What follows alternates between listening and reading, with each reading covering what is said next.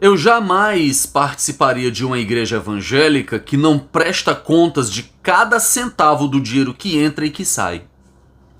Mas a maioria das pessoas parece que não ligam ou não se preocupam com isso. Aliás, você pode ter certeza de uma coisa. Se o Jairinho e a Flor de Lis saírem da prisão e eles montarem uma denominação religiosa, pode ter certeza que vai ter gente que vai se congregar, vai ter pessoas que vão ter a cara de pau, o cinismo ou a ignorância ou tudo junto para seguir esse tipo de gente. Às vezes a gente fica se perguntando assim, né? Como é que pode as pessoas saberem que aquele sujeito não presta, que aquele líder religioso é corrupto e seguirem esse tipo de gente? É o mesmo motivo que faz com que pessoas saibam que existem pastores ladrões, picaretas, esses inclusive que estão roubando o Mac aí desde não sei quando, mas elas continuam seguindo esse tipo de pessoa. Bem, existem algumas explicações, principalmente do âmbito psicológico e psicanalítico, que a gente pode oferecer para vocês. Se você assistir esse vídeo até o final, você vai entender direitinho algumas questões aqui. Então fica com a gente. Mas antes, dá o like no nosso vídeo, se inscreve se você não está inscrito, assina o nosso canal, você é muito importante aqui, ativa o sininho para você não perder as nossas conversas, beleza? Comenta e compartilha, gente, não tem dinheiro de governo, de iniciativa privada nenhum, é nós e nós, estamos caminhando para os 10 mil inscritos, a gente vai fazer a nossa live dos 10 mil, hein? Segue a gente nas redes sociais, Instagram e Facebook aqui embaixo, tá? E adquira os nossos livros na nossa livraria do site da Amazon, tem promoção lá para você, tá aqui o link aqui abaixo também. Muito bem, por incrível que pareça, por mais absurdo que determinados líderes religiosos se coloquem aí, as pessoas continuam seguindo, né? Parece que há uma necessidade das pessoas de seguir alguém que se coloca como líder, né? Então é incrível como por mais que você prove, que você mostre que tá ali na realidade, que tá provado muita safadeza, roubo e tal, de muitos pastores evangélicos, por exemplo, as pessoas continuam seguindo esse tipo de gente safada. Para explicar um pouco isso, né, o que eu posso oferecer a vocês em termos de várias explicações que a gente pode dar para o âmbito psicanalítico, eu vou buscar essa explicação no Freud e no William Reich.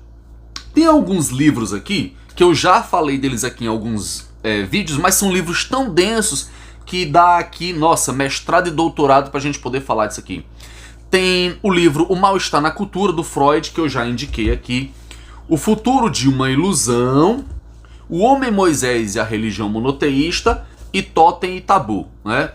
Esses dois primeiros que eu citei aqui, né, o Mal-Estar na Cultura e o Futuro de uma Ilusão, eles vão falar uma coisa muito interessante, que é a seguinte: o ser humano ele tem uma necessidade, né, de, na sua religiosidade, enxergar Deus como aquele pai, né, protetor, aquele que dá a indicação de um caminho. Você pode perceber que as religiões, de uma forma em geral, elas falam de três coisas básicas, né? Elas falam da questão amorosa, da questão financeira e da questão da saúde. Ora, quem é na humanidade que não gostaria de, se não resolver esses três, resolver pelo menos melhorar pelo menos uma dessas três questões? Então, aquele pai que o Freud fala, para a pessoa, seria aquele sujeito que o quê? Que vai solucionar esse tipo de problema, que vai dar uma direção ao sujeito para esse tipo de problema. Então Deus funciona como aquele caráter do pai provedor, do pai protetor, do pai que julga, mas também daquele pai que fornece. Por isso que a religião, ela entra dentro daquele âmbito que dá proteção. Entra dentro daquele âmbito de que Deus vai fornecer algo.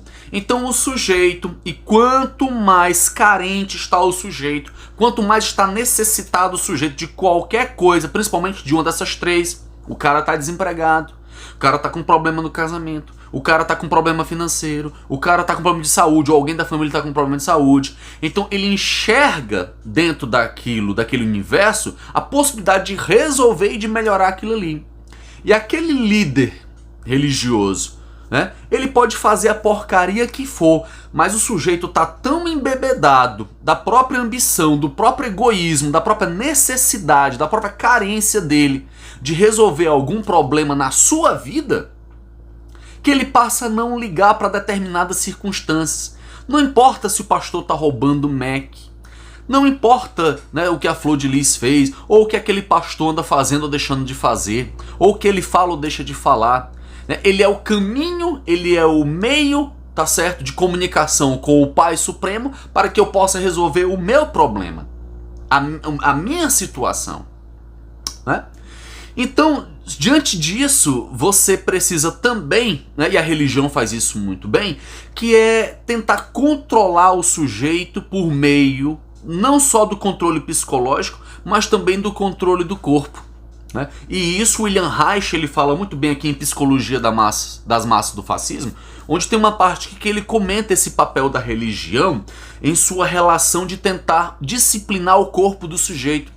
Por isso que a religião ela tenta também dizer ao indivíduo como é que ele deve ou não se comportar, inclusive em relação à questão da sexualidade.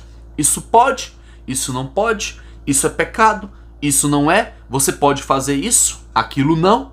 E esse controle do corpo, ele reflete também no controle da mente, na disciplina do pensamento. Se eu não posso ter liberdade do meu corpo, isso reflete também a prisão da mente. Estando preso na mente, o sujeito não questiona. O sujeito não vê outras possibilidades. Por isso que você vê as pessoas aí, certo? Lendo a Bíblia, nem entendem, lendo a Bíblia, tá? Não leem psicologia, não leem ciência, não estudam, né, física, não estudam matemática, não estudam conhecimento, não estudam história, porque ele acha que toda a verdade do universo está ali na Bíblia. Mas quando ele adoece, ele vai para o hospital. Mas quando ele está desempregado, ele vai procurar emprego. Ou seja, ele, no fim das contas, a sua solução vai estar na realidade. Percebe? Então, ou seja, essa necessidade individual faz com que a pessoa segue diante de tantos absurdos que há por aí. Claro que tem muitos pastores que, dentro da sua fé, certo? São sérios. Ou seja, eles fazem aquilo ali porque eles realmente acreditam e desenvolvem um trabalho que, na perspectiva deles, tá certo? Ele está fazendo aquilo que ele acredita e ele é uma pessoa séria. Não são todos religiosos, evidentemente, que são ladrões como esses pastores bolsonaristas. Né? Mas de toda e qualquer forma, né, há como princípio básico esse modelo de domínio que soube ser usado muito bem por esses pastores pilantras, safados, como uma forma de controle e direcionamento de manada para a política, para servir de controle político e serve ao sistema de dominação política que nós estamos vivendo hoje, inclusive. Percebe? Gente, comenta aí sua opinião, muito importante pra mim. Grande abraço, até o próximo vídeo. Valeu, gente!